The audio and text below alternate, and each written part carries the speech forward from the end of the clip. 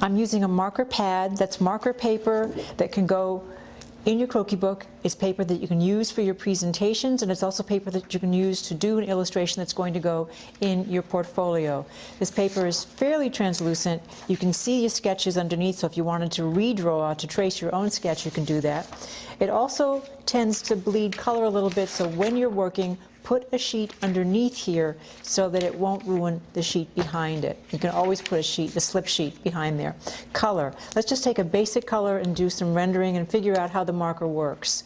Color, I'm going to take color and I'm going to just fill in, scrubbing the color, going back and forth, keeping it nice and wet, and I'm going to go edge to edge. This would be tight color or finished color. When it's edge to edge, and I'm going as fast as I can, so I keep the color kind of wet, and that way it should be less likely to streak. That's flat, solid color. It's a solid color fabric, and it's an easy, quick rendering trick. Just to keep scrubbing the color, make it flat. Now you can also do something where you do partial rendering or loose rendering. This is called for roughs, your rough sketches. And what you do is you just kind of fill in, look for where the drape is or construction detail, and you fill in the color. That's loose. That's if I'm just doing a gesture sketch, or if I'm doing a sketch, it's the idea versus the finished sketch.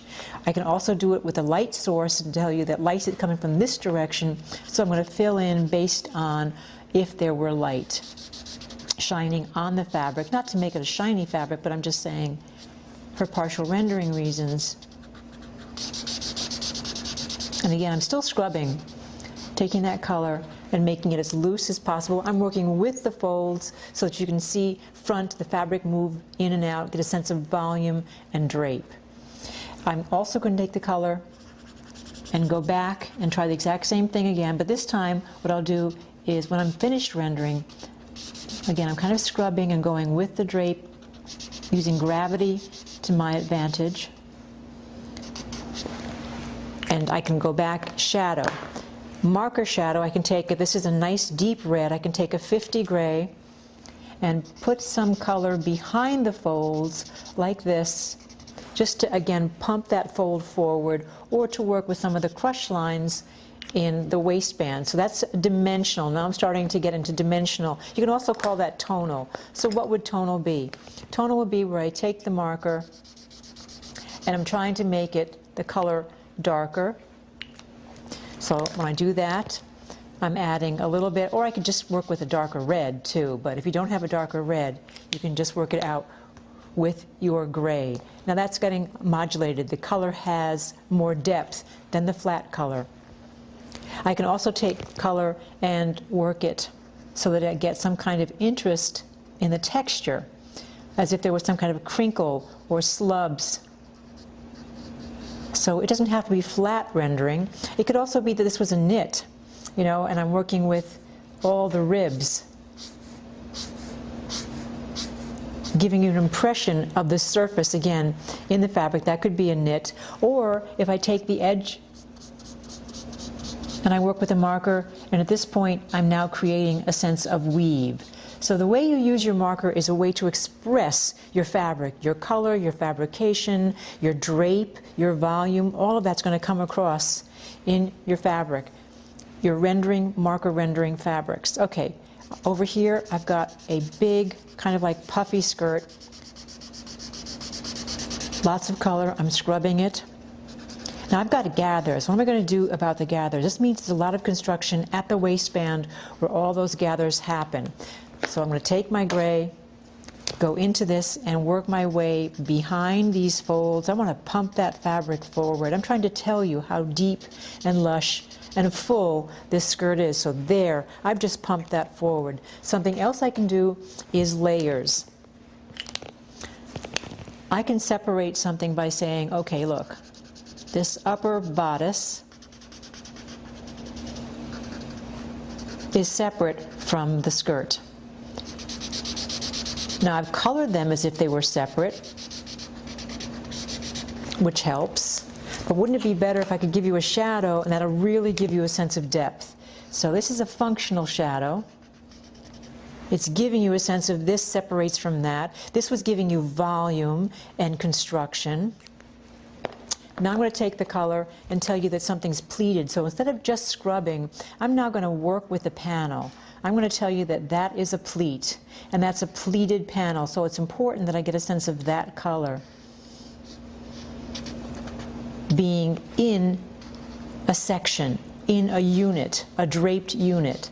So I'm telling you that's a pleated skirt, and then I can work my way up inside the pleat. Now I've given you information with color. Last, I'm going to tell you, you can get color to move with the fabric. So you drape with your grain or the direction of your pull. Like for instance, look at this. I am now going to color sideways because the fabric went sideways. Then these little ties that move out, I'm going to color in the direction. So each fabric move I follow. And if this fabric now just simply goes down, okay, this fabric I'll color in the direction of gravity.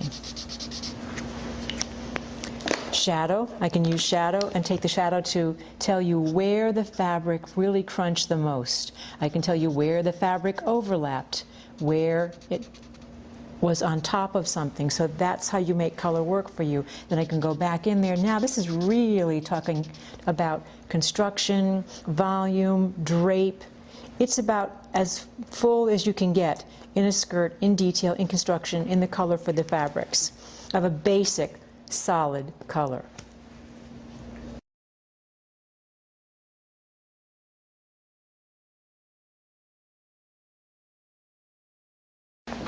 I wanted to give you a context for the fashion design, the sketching, the figure work that we're going to do, and the color rendering. This is an example of a croquis book, where you open up the croquis book as a sense of you, the designer. We get to your customer, the collage about who you want to dress, and then we get to the collage where we're looking at the customer profile, maybe, the context for design inspiration, and your color sources, your fabrics. And after we've looked at all of this, then we start getting into your figure work. And when we're into the figure work, we're saying, well, what kind of figures are we going to use? Do we need to use flats? Is there more figure work that we've got to do? That always depends on the parameters of your project, but at this point what we're doing is looking at how do we draw and dress these figures.